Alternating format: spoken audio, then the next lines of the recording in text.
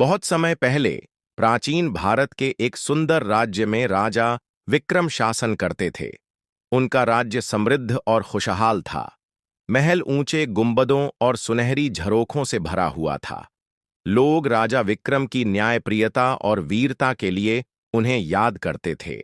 राजा विक्रम हर सुबह अपने दरबार में बैठते और राज्य की समस्याओं को सुनते। उनके मंत्री हर छोटी बड़ी बात पर राय देते। एक दिन दरबार में एक खबर आई, पड़ोसी राज्य के राजा ने हमारी सीमाओं पर हमला करने की तैयारी की है। राजा विक्रम ने तुरंत योजना बनाई। उन्होंने अपने बहादुर सेनापतियों को बुलाया और युद्ध की रणनीति तय की। राजा का आदेश था, हम अपने लोगों की सुरक्षा करेंगे, पर अनावश्यक रक्तपात नहीं करेंगे। सैनिकों ने अपनी ढालें उठाईं और तलवारें चमकाईं। राज्य के लोग भी अपने राजा के साथ थे। राजा विक्रम का शौर्य और साहस देख हर कोई प्रेरित हो गया। उन्होंने रात भर युद्ध की तैयारी की और प्रार्थना की कि उनकी तलवारें सिर्फ न्याय के लिए ही उठें। अगले दिन युद्ध का मैदान पूरी तरह तैयार था। दोनों सेनाओं की ढालें और तलवारें टकराने लगीं।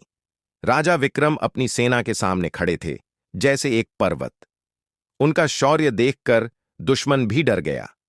लेकिन राजा ने केवल बल का प्रदर्शन नहीं किया।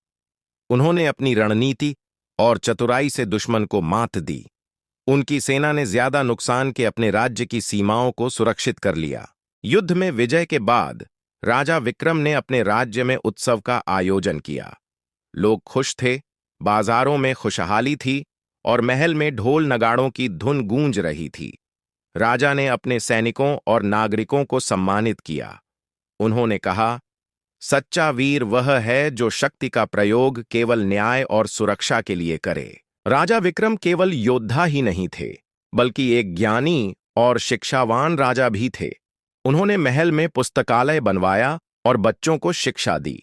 उन्होंने सिखाया कि ज्ञान और साहस ही किसी राजा की असली शक्ति है।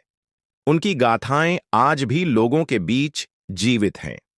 लोग कहते हैं, राजा विक्रम का राज्य समृद्ध हुआ क्योंकि उन्होंने अपने लोगों की भलाई और न्याय को सर्वोपरि रखा। सूरज की लाल किरणें महल पर पड़ रही थीं। राजा विक्रम अपने राजमहल की छत पर खड़े थे और अपने राज्य को निहार रहे थे।